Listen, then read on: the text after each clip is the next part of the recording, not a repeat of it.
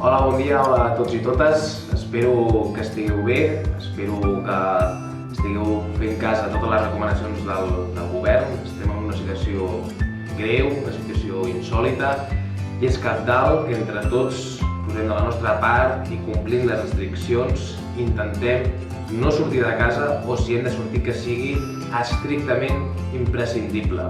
Per tant, des de la meva persona us demano que fem aquest esforç, que serà difícil, perquè ho serà, no poder sortir de casa serà difícil, però fem-ho perquè el nombre de contagis està creixent, és un creixement exponencial i el sistema pot arribar a col·lapsar, i és responsabilitat nostra evitar que això passi. Per tant, us desitjo salut, us desitjo que pugueu tenir paciència, i a partir d'ara la feina la farem via online. Us penjaré totes les informacions al Classroom, podeu contactar amb mi via correu electrònic quan ho desitgeu i jo intentaré respondre el més aviat possible.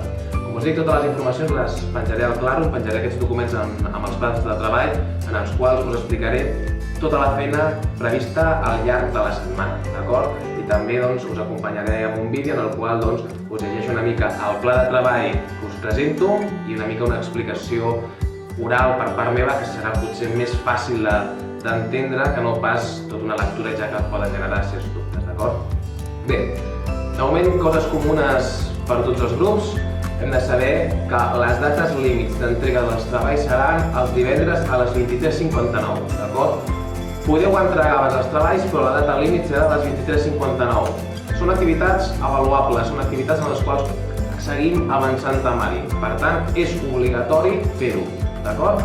No hi ha excusa, hem d'estar en contacte via Classroom en tot moment. Llavors, si les feines les teniu abans, les pugeu. Però jo, a partir de dissabte, començaré a comprovar qui ha entregat les feines i a partir d'aquí començarem les correccions, començaré a posar nota. Òbviament, tots els retards seran penalitzats. A continuació passo a mostrar la feina de català de segon d'ESO de l'AFA-C. Nosaltres estem treballant un temari un pèl complex perquè és la gramàtica, llavors tenim explicat tots els complements del verb, ja els tenim explicats, però ara estàvem entrant a la part dels pronoms, que més o menys s'us estava donant bé. És important consolidar la identificació de complements, per tant reviseu tot el que hem fet al llarg del trimestre sobre la gramàtica de complements del verb. Hem vist a classe la substitució pronominal del complement directe i indirecte, però a continuació hem de veure la del circumstancial i la del règim verbal. Jo em comprometo que el dia d'avui us penjaré un vídeo en el qual us doni una classe de substitució pronominal, de circumstancial i de règim verbal, i un vídeo de repàs de complement directe i indirecte en el qual parlem de la substitució pronominal.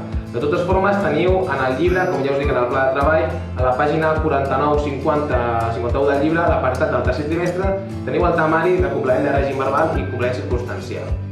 D'acord? Heu de fer els apunts, com els faríeu a classe, tindreu la classe via vídeo, tindreu els apunts, tindreu el temari en el llibre, per tant, a partir d'aquí, construïu els apunts com pugueu. Qualsevol dubte m'ho feu arribar via correu electrònic i jo intentaré resoldre en la mesura del possible.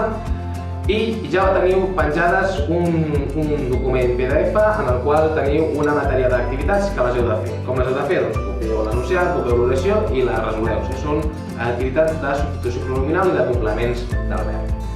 També teniu una altra feina, que és la part de la lectura. El llibre obligatori de l'Hem de Pixar de les Ratlles, òbviament, en vista de la situació que tenim, no el podem acabar tots junts, per tant, el que haureu de fer és fer vosaltres la lectura i acabar el llibre. Ja estàvem avançant, ja havíem passat la meitat del llibre, per tant, queda poca lectura a fer.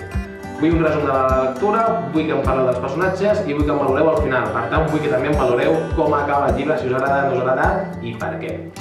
Aquesta és tota la feina que teniu de català de segon d'ESO de l'AFA-C. Gràcies.